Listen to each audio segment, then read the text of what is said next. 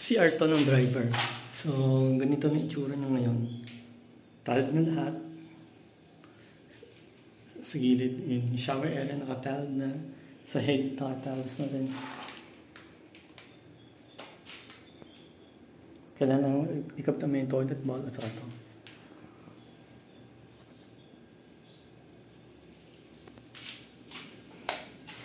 Itong area naman ito, kailangan din ng ceiling fan to.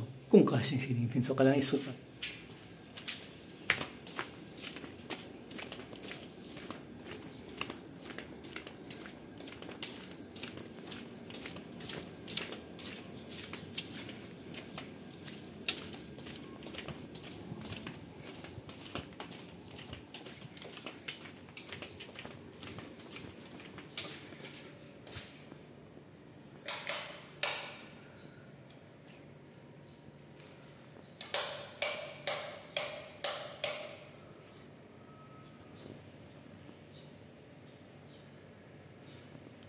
Ito naman yung sa kasambahay. Yung ilaw na punta sa side.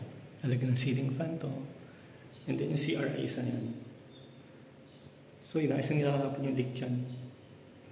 So ito yung taas. Finish na itong taas. Oh.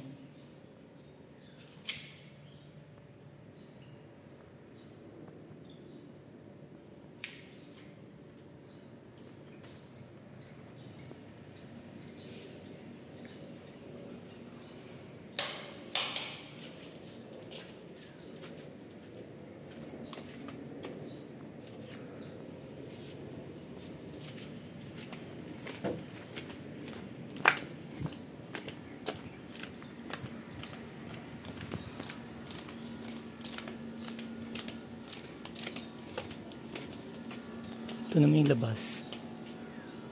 So, ongoing yung pagpipintura sa labas. Pag-aayos, pagpipintura. Gutter. Ayan.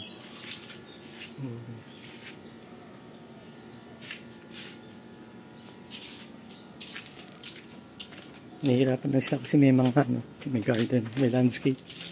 Kaya mas mahirap gumalaw.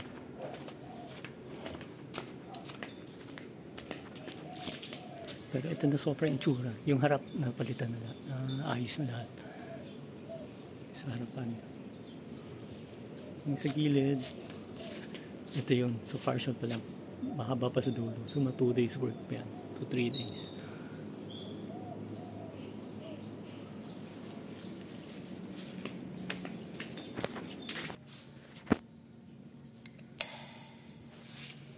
Ito na yung itsura ng master singing sahig. Inaplayan nila ng sealer to kahapon. So today, ang plano, pinturahan nila yung loob ulit. Ayusin nila, pinturahan to, para maging glossy. So itong main room lang, hindi kasama CR.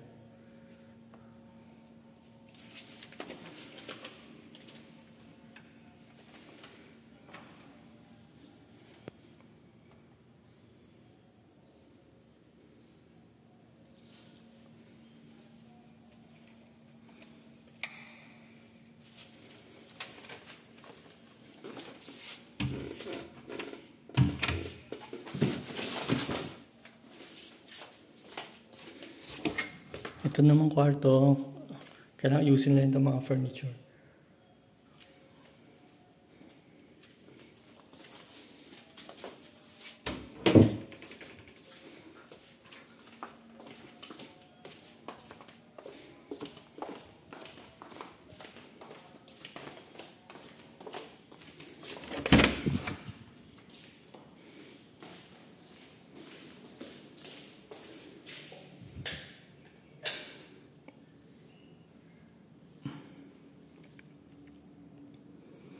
Yung amoy ng pintura, dito pa rin, hindi pa rin nawawala. So, ito yung room number 4. So, nakadikit pa rin amoy ng pintura. Matapang. Matapang amoy. So, at least yung curtain rod pala naayos yung kahapon. Mali lang yung nalagay sa kabilang curtain rod.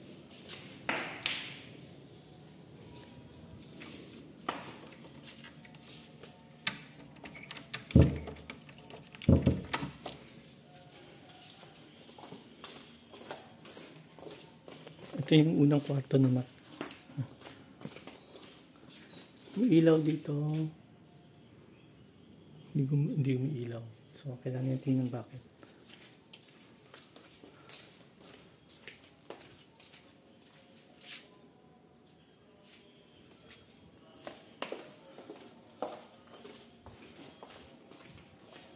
Ito yung hallway, magulo. Ayusin pa. Naayos na yung half dito. Actually, na-paint na to. Yung buong hallway sa second.